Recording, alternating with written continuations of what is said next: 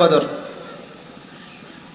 পথিমধ্যে দেখলেন দুইজন মুসলিম আপোষে ঝগড়া করছে। কি করছে? যেটা আমরা সচরাচর করি আর কি। দুইজন মুসলিম আপোষে ঝগড়া করছে। নবী সাল্লাল্লাহু আলাইহি ওয়াসাল্লাম বললেন যে আমি লাইলাতুল কদর জানানোর জন্যই এসেছিলাম, কিন্তু মুসলিমদের আপোষের ঝগড়ার কারণে এই জ্ঞানটাকে আমার থেকে ভুলিয়ে দেওয়া হয়েছে। এই ভুলিয়ে দেওয়ার মধ্যেই কল্যাণ ছিল।